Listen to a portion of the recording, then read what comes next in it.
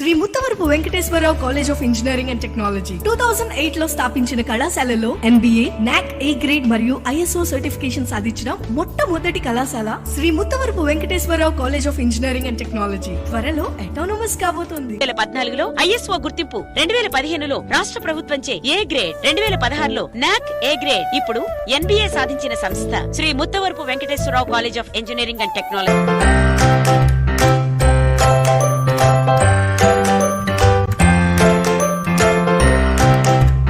Hey friends, welcome to the YouTube channel all about electronics. So in this video we are going to talk about the basics of the operational amplifier, and in the upcoming videos we will talk more about this operational amplifier and we will see how we can design the different circuits using this operational amplifier. So as its name suggests, this op-amp is basically a amplifier, and the basic job of any amplifier is to amplify the input signal.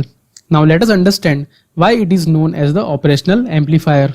So in early days when digital computers were not evolved, at that time the different mathematical functions like addition, subtraction, integration and differentiation were performed using this operational amplifier. So just by connecting a few resistors and capacitor, it is possible to perform different mathematical operations, and that is why this amplifier is known as the operational amplifier. So now if you see the circuit symbol of operational amplifier, it can be represented by this symbol.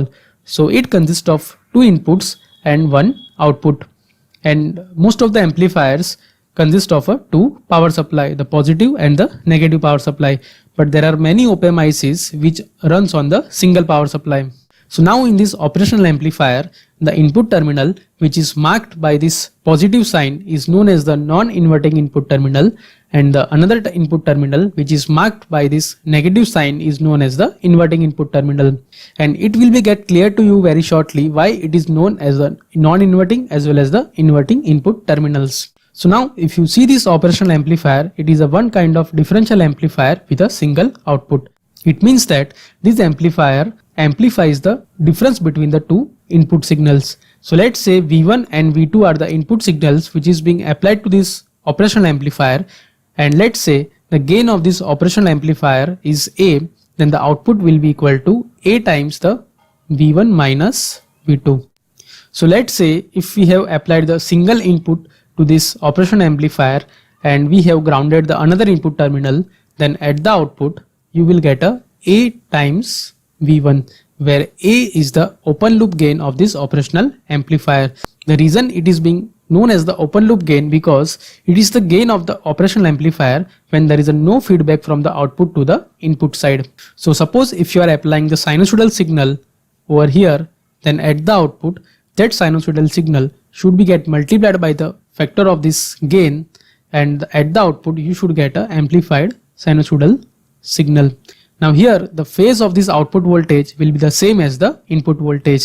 Likewise, whenever we are applying a input to this negative terminal and we are grounding the another terminal, then the output of this amplifier will be equal to minus A times the V2, because the difference between these two input terminal will be equal to 0 minus V2, that is equal to minus V2. So suppose let's say if we are applying the sinusoidal signal at the input, then at the output we will get the amplified sinusoidal signal which is having a 180 degree phase with respect to input signal. That means the output will be get inverted by a 180 degree, and that is why this input terminal is known as the inverting terminal, because the output will be get inverted with respect to input. So now here suppose if we apply the input signal between these two positive and the negative terminals, then at the output we will get A times this differential input signal, where here this A represents the open loop gain of this operational amplifier. Now this operational amplifier is very high gain amplifier, and the value of gain used to be in the range of 10 to the power 5 to the 10 to the power 6. So let's say even if we apply the 1 millivolt of signal between these two terminals, and let's say if the gain of this op-amp is 10 to the power 5, then at the output theoretically we should get 1 millivolt signal that is multiplied by the 10 to the power 5, that is equal to 100 volt. Or let's say if we apply 1 volt of signal, then theoretically we should get a output as a 10 to the power 5 volt, but that is not possible, and the output of this op-amp is restricted by the biasing voltages that is being applied to this op-amp. So the output voltage will be between this biasing voltages. So if you see the voltage transfer curve of op-amp, then it will look like this. So here the x-axis represents the differential input that is being applied to this operation amplifier, and the y-axis represents the output voltage of the amplifier, and here the slope basically represents the gain of the amplifier, which used to be in the range of 10 to the power 5 to the 10 to the power 6. Now here let's say the gain of the op-amp is 10 to the power 6, and let's say we are applying a 1 microvolt of signal, then at the output we should get a 1 volt of signal. Likewise, let's say if we apply 10 microvolt of signal, then at the output we will get a 10 volt of output. But as we increase this input signal, then you will find that after some value of input signal, the output will be get saturated to the value plus Vset, which used to be less than the positive biasing supply. So in this way, as soon as the input voltage goes beyond some certain value, the output will be get saturated to the plus saturation voltage, and same is true for the negative input voltages. So as soon as the input voltage goes beyond some threshold value, at the output you will get a minus saturation voltage. So whenever this operational amplifier is used in an open loop configuration, that means there is a no feedback from output to the input side at that time. Even if we apply a small input signal between these two input terminals, then also you will find that the output will be get saturated towards the positive or the negative biasing voltages. So this particular characteristic of the op-amp is particularly useful when we use this op-amp as a comparator. So this is one of the application in which this op-amp can be used. But if you see this op-amp can be also be used in so many other applications, like in designing the active filters, oscillators, waveform converters, and analog to digital and digital to analog converters. And if we count the list will go on. So basically this op-amp is very versatile IC, and you will find this op-amp in so many applications. Now the reason this op-amp is used in so many applications is because of its different characteristic. So let us see the different characteristic of the op-amp because of which it is being so versatile and used in different applications. So before we see that, let us see the equivalent circuit of the op-amp. So as you can see here, this Ri is the input impedance of this op-amp. Likewise, this Ro represents the output impedance of this op-amp, and the output voltage of the op-amp will be the open loop gain multiplied by the difference between the input signals V1 and V2. So now before we see the different characteristic of the op-amp, let us see the different characteristic of the ideal op-amp. So the ideal op-amp should have this input impedance Ri that is equal to infinity, so that whatever input that is being applied between the input terminals will directly get applied to the op-amp. Similarly, the output impedance of this op-amp should be equal to 0. That means whenever we are applying the output load to this op-amp, then the output voltage should directly come across this output load. Then if you see the bandwidth of the ideal op-amp, the bandwidth of the ideal op-amp should also be equal to infinity. It means it should support all the frequencies starting from the 0 Hz up to the infinite. Similarly, the gain of the ideal op-amp should also be equal to infinite. Apart from that, whenever these two input terminals are 0, that means the input to this op-amp is 0, at that time the output of this ideal op-amp should be equal to 0. Now apart from these characteristics, there are few more characteristics of the ideal op-amp, that is slew rate and the common mode rejection ratio. So we will see more about these different characteristics in detail in separate videos, but let us see the basics of this different characteristic. So in a simple way, if I say the slew rate is basically how fast the op-amp is able to reach its final value, and that is particularly useful when we are applying a square wave to the op-amp. So let's say we have applied this square wave to the input of this op-amp, and at the output we are getting this output waveform that is varying from 0 volt to the V saturation voltage. So the ideal op-amp should be able to reach from the 0 volt to the Vset volt in a 0 time. So for the ideal op-amp, the slew rate should be equal to infinity. Generally, the slew rate is defined in a unit of volt per microsecond. That means how fast the op-amp is able to respond to the output voltage. Then there is another parameter which is known as the common mode rejection ratio. So let us understand very briefly what do we mean by this common mode rejection ratio. We will talk more about it in a separate video. So let's say if we are applying the same input voltage to this V1 and V2, then the difference between these two voltage will be equal to 0, and at the output we should get a 0 volt. Likewise, when we are applying a different input voltages V1 and V2 to this op-amp, then at the output the difference between these two voltages will be get amplified by certain amplifier gain. So this common mode rejection ratio basically defines how well the op-amp is able to reject the common input voltages that is being applied to both its input terminals, and how well it is able to amplify the difference between the two voltages, and it is generally defined as the ratio of differential gain divided by the common mode gain. So for the ideal op-amp, the value of this common mode rejection ratio should be equal to infinity. So here is the list of different ideal op-amp characteristic. So the ideal op-amp has an infinite input impedance, zero output impedance, infinite open loop gain, and infinite bandwidth and slew rate. And in this ideal op-amp, whenever the input is equal to 0, then at that time the output is also 0, and this ideal op-amp has a infinite common mode rejection ratio. But if you see any practical op-amps, they used to have a finite input as well as the output impedance. Generally this input impedance is in the range of mega ohms, while the output impedance is in the range of few ohms. Similarly, the open loop gain of the op-amp is not infinity, but it used to be in the range of 10 to the power 5 to the 10 to the power 6.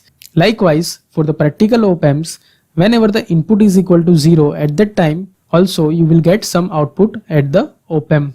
Generally used to be in the range of few millivolts. That is known as the offset voltage, and we will talk more about it in the separate video. So here is the list of different parameters and the values of different parameters for the general purpose 741 op-amp IC. So now if you see the different op-amp ICs, they are optimized for the different parameters. So let's say if one op-amp is optimized for the very high slew rate, while the another op-amp is optimized for the very high open loop gain. And if you see some other IC, you might find that it is optimized for the very low offset voltages. So depending upon your application, you need to decide which parameter is critical for your application, and based on that you can decide which op-amp is suitable for your particular application.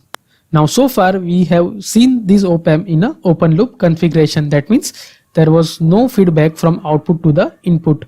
Now in the next video we will see what happens when we provide the feedback from output to the input side. So I hope in this video you understood the different characteristics of this op-amp.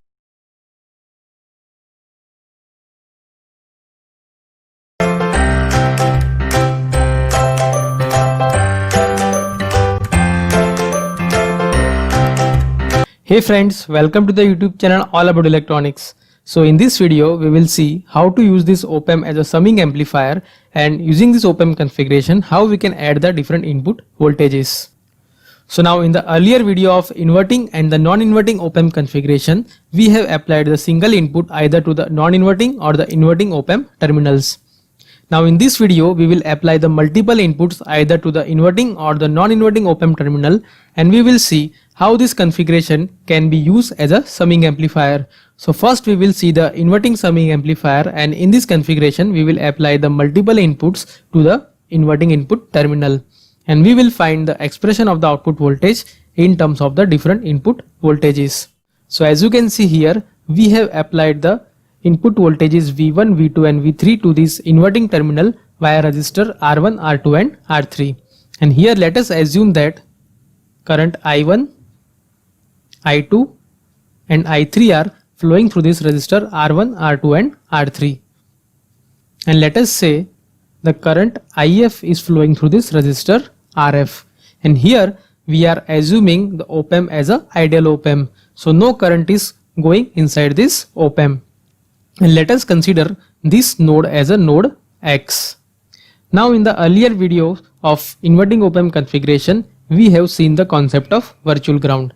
And in that concept, we had seen that whenever we are applying the negative feedback to any op-amp, then there is a virtual short exists between the inverting and the non-inverting terminals.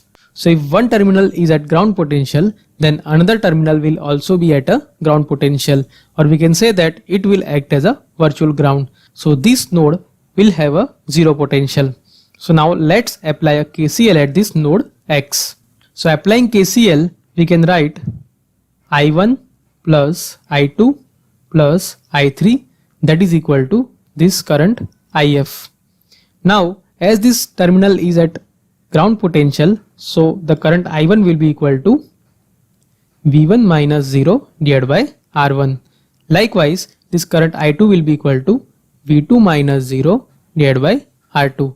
And likewise, current I3 will be equal to V3 minus 0 divided by R3. Now this current IF will be equal to 0 minus Vout divided by this feedback resistor RF. That is 0 minus Vout divided by this feedback resistor RF.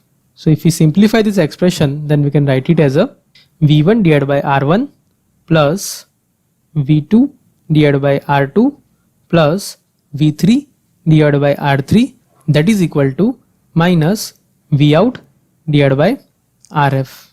And if we further simplify it, then we can write it as a Vout, that is equal to minus RF divided by R1 times V1 plus RF divided by R2 times V2 plus RF divided by R3 times V3.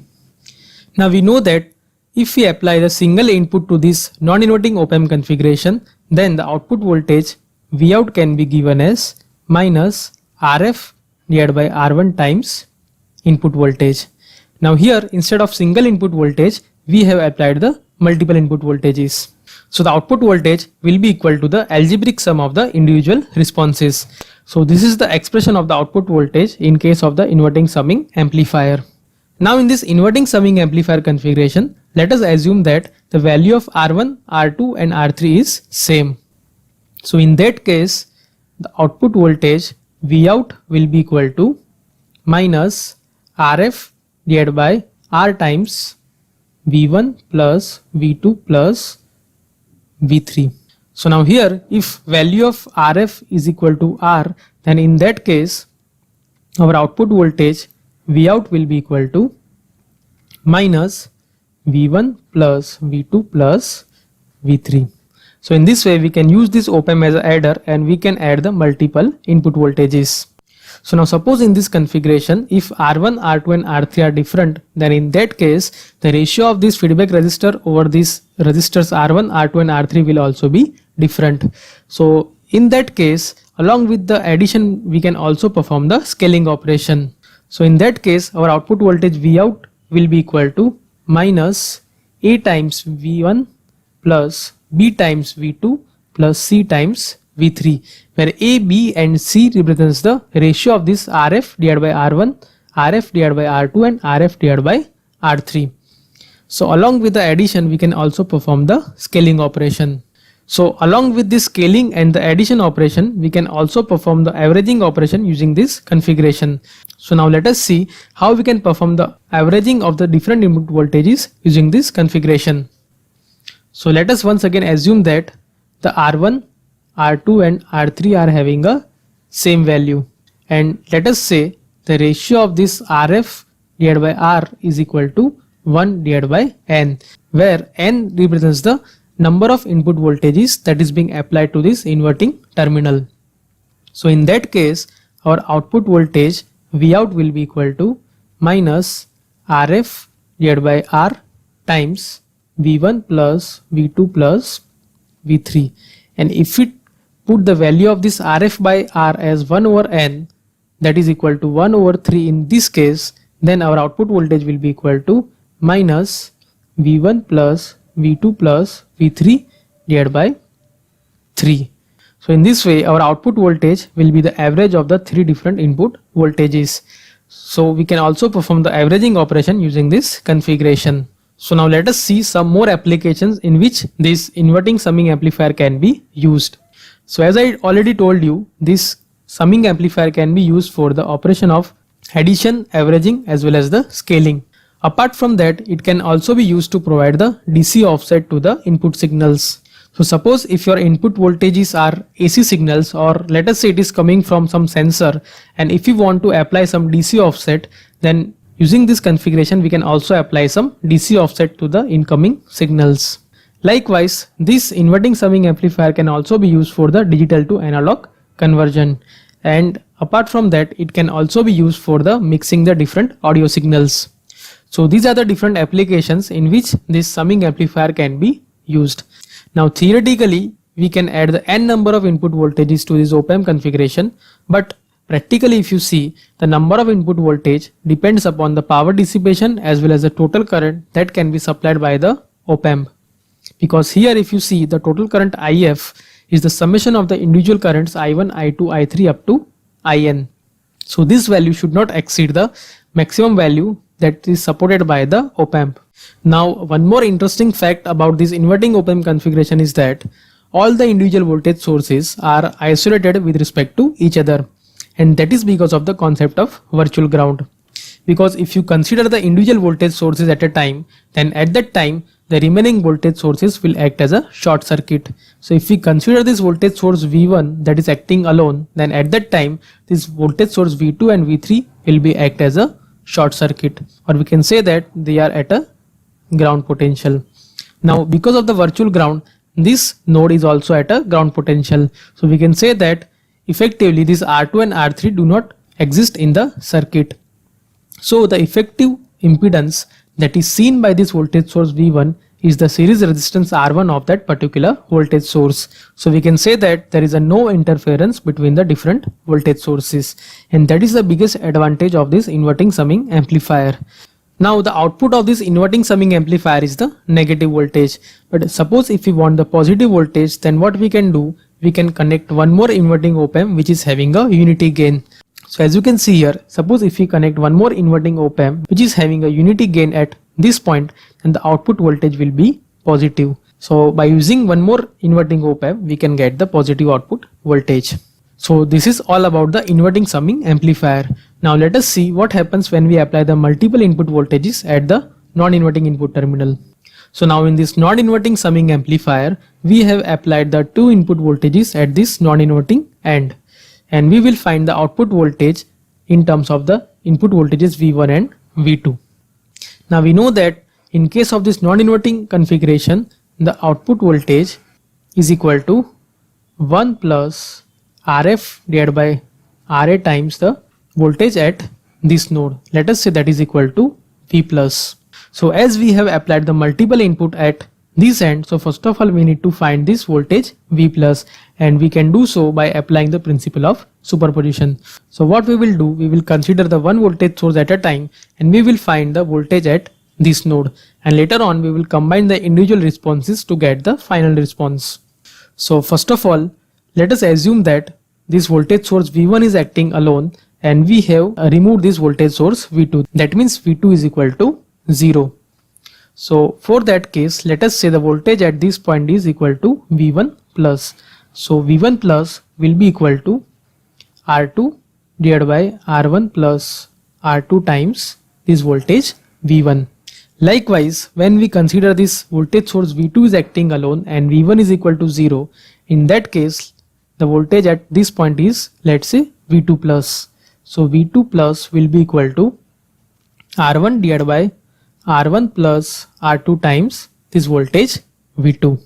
So in this way, when this voltage source V1 and V2 are acting alone, then in that case the V1 plus will be equal to this value and V2 plus will be equal to this value. So the overall voltage V plus will be equal to the summation of individual voltages, that is V1 plus plus V2 plus, that is equal to R2 divided by R1 plus R2 times V1 plus R1 divided by R1 plus R2 times V2. So this will be the voltage at this end because of this voltage V1 and V2. Now we know that the output voltage is equal to 1 plus RF divided by RA times the voltage at this end, that is equal to V plus.